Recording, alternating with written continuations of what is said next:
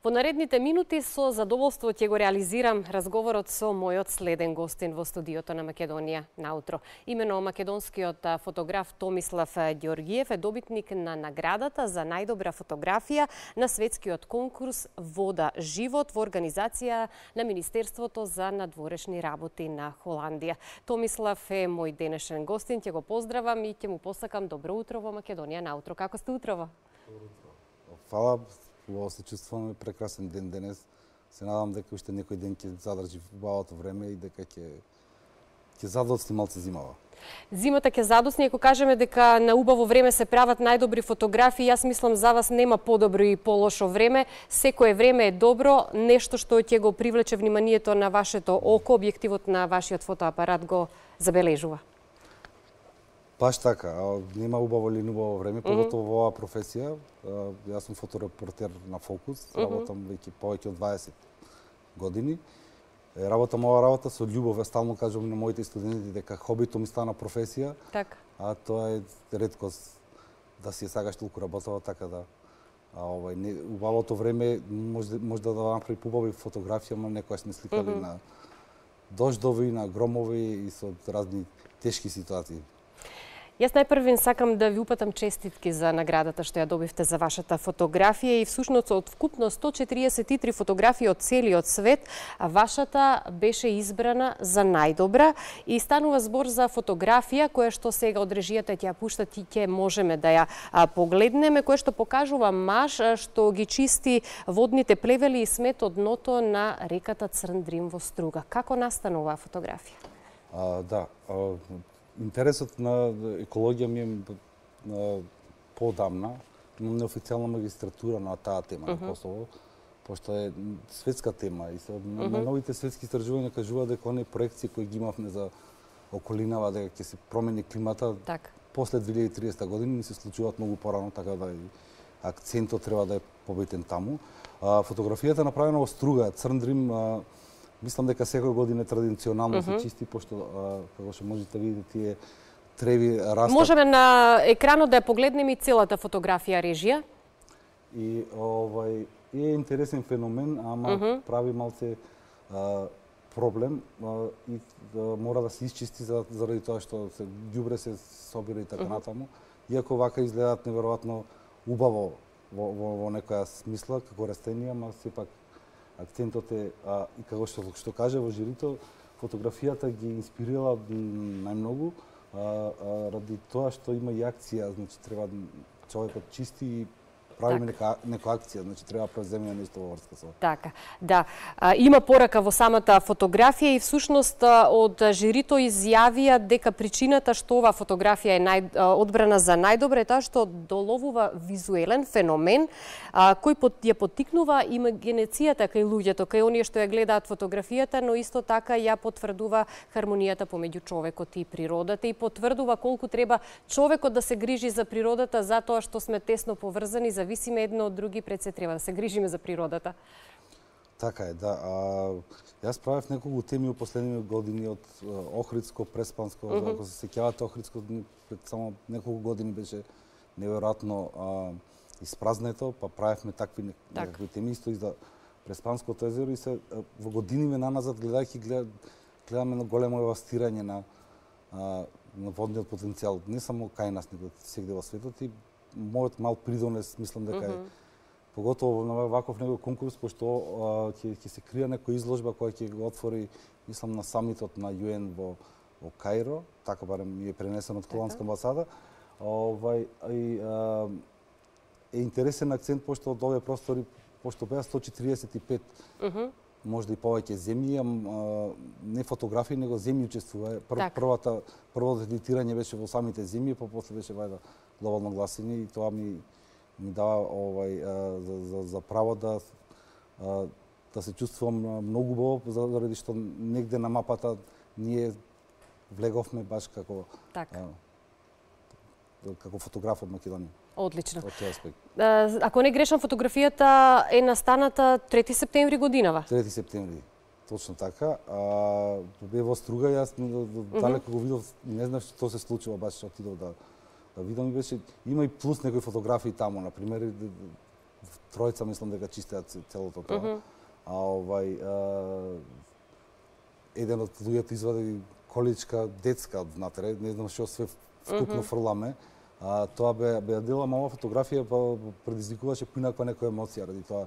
Некако од движењето некакви елементи прават тие треви, што е баш многу интересно. Особено истакнавте дека ви е особено драго што сте добитник на оваа награда како потврда за пораката која што испраќате преку вашите фотографии, посебно со темата која што беше дадена за овој надпревор Вода живот. Меѓутоа и вашата лична максима гласи дека еден фотограф е онолку добар колку што е добра неговата последна фотографија. Да, точно така. Тоа е, мислам, животна максима, дека си толку добар колку што е. Али овај во контекст на фотографија посебно значи, затоа што изминатиот труд и награди и се што сте работеле нема ви значи премногу ако наредно не добиете повисока инспирација. Значи цело време мора да се инспирирате од нешто за да направите подобра фотографија или да станете подобар фотограф. Така и со оваа фотографија ми е многу мило ради тоа што предизвикува во кариерата сум имал еден куп ситуации кои што сум помагал на млади деца затоа што ова професија во Македонија не е баш некоја омилена. Ако пред 15 на години бевме над 30 луѓе и повеќе што работат медиуми се занимаваат со оваа работа, се нема 10 или 12 вкупно во цела држава што живеат од оваа професија. Така да инспирацијата, поготово, мора да ја сакате оваа професија, пошто не е благодарна. Сериозно имате проблем има и убави моменти како оваа фотографија или не знам, ако фотографирате пейзажи, работите на такви теми, имате и протести, и војни, и поплави. Се соочувате со секакви ситуации, сведоци сте на секакви ситуации, да. И сето тоа треба да го забележите преку објективот на вашиот фотоапарат, без разлика што рековте дека не е благодарна или не популарна оваа професија, меѓутоа знаеме дека малиот број на фотографи кои што работат во нашава држава се исклучително квалитетни професионалци кои што секогаш имаат одлични фотографии, а соучеството на голем број на домашни и меѓународни фестивали секогаш оставаат голем впечаток и добиваат награди. Ова не ви е прва награда што ја добивате. Не ми е да, во право сте, не ми е прва награда, имам добивено многу награди. И надвор и кај нас, ама мислам дека ова е заради учеството на целиот свет во некаков контекст ваков, пошто во овој конкурс учествуваат и е многу престижен. Е левел ап, едно ниво над сите тие награди и посебно мила заради тоа што се случува во некој таков период што сме сведоци на глобално порометување на времето и на условите во кои многу интересни години живееме, не знам, јас правев споредба таков квантитет на дожд кој падна на овие простори не замислив. Исто и сушата е од другата страна голем проблем, ама ова фотографија мислам дека ми е посебно мила ради тоа што на мапата во светот добивме некакво признање. Додека разговараме, ги гледаме фотографиите, дел од вашите фотографии кои што ги имате вие претходно создадено. Станува збор за најразлични ситуации од вашето секојдневие, моменти кои што вам ви го привлекле вниманието и сте ги забележали и сте ги засведочиле. Што е тоа што најмногу го привлекува вашето око за да реализирате една фотографија? Што ви го привлекува вниманието? Во принцип фотографите гледаат малце повеќе од обичните луѓе. Така, да. Или можат да ги предвидат работите кои ќе се случат. И има еден момент, фотографијата има своја јачина, се уште, иако измислена пред многу години како медиум е моќен, пошто го замрзнува, тој го викаат одлучувачки момент. Една секунда пред или после не е веќе истата фотографија. Јас сум правил, не би донесол овде еден куп политички фотографии кои можат да се извадат од контекст, а и не мора, а исто така сакам, стално сум се трудил да имам оваа порака. Го документираш наставно, ги информираш, нормално нашата работа е тоа, ама на крајот на денот стално сум имал некоја нишка за да има некоја порака, дури моје мислење за некаква политичка ситуација. Така да, фотографијата мислам дека и во годините на назад беше 2-3 години малце запоставена како медиум после видеото, но пак се враќа некоја врата, пошто веќе го немаме луксузот на време да изгледаме, не знам, видео од 10 минути, од 3 минути, а фотографијата онака раскажува, нели викаат дека една фотографија се 1000 зборови, така да. Тука можете да употребите и вашата имагинација и да ја доживеете сликата и моментите кои што таа ги представува и прикажува на свој начин. Меѓутоа мораме да истакнеме и кога еден текст е даден за читање на гледачите, на публиката, доколку е подкрепена со фотографија, тогаш имаме една комплетна приказна.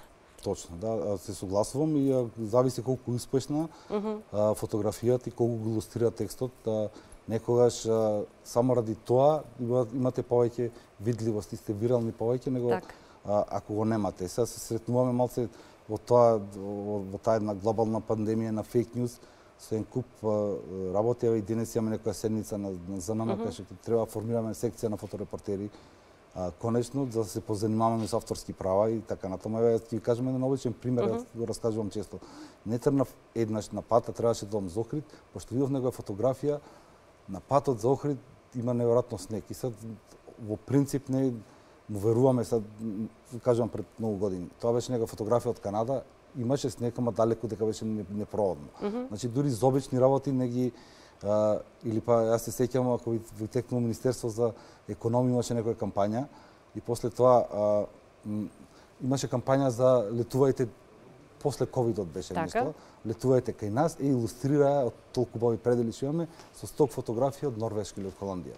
Така да, се сеќавам на тие ситуации, да. И тоа предизвика општо едно чувство кај луѓето и кај мене дека страшно беше смешно. И после тоа работев некој проект кој сликавме нешто во убав предели низ Македонија, ама многу брзо после тоа.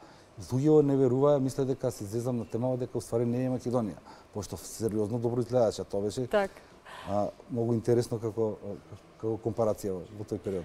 Да, и сега кога говориме за фотографијата, се некако се насочуваме кон електронски верзии на фотографија. Дали имате обичај да ги засведочувате тие настани со класични фотографии кои што ќе останат за сите времиња?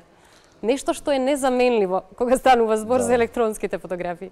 Јас сакам да го правам тоа, искрено не го правам многу често, го правев многу почесто. Ама големи принтови од излови и така натаму се уште чувам. И е многу поубав ефектот, иако и мој совет е на сите да еднаш годишно барем своите фамилиарни фотографии ги спринтаат, чисто ради чувството на, иако на пример кога работам документарна приказна голема, сегде тоа сум го научил низ годините, едитирањето не можете да го направите на монитор, не може дигитално. Мора да испринтате сите фотографии, за да ги видите вака наеднаш и за да направите најдобар избор, што повлекува дека да, се уште има јачината на и има нешто убаво во убава изложба стално. Томислав, мене ми беше огромно задоволство што бевте гостин во студиото на Македонија наутро, посебно што сте отворен, непосреден, муабетот ни протече за час, него ни почувствував, но затоа веќе имаме можност и друга прилика да бидете повторно гостин, па да поразговараме за нешто ново како дел од тоа што значи создавање на единствени фотографии кои што ги доловуваат моментите, секојдневните моменти од нашиот живот, но погледнати од ваша страна. Благодарам на поканата. Се надевам дека ќе имаме повеќе време во иднина за да дискутираме, пошто нас на фотографите не е битно да инспирираме млади луѓе. Секако. Ви благодарам уште еднаш.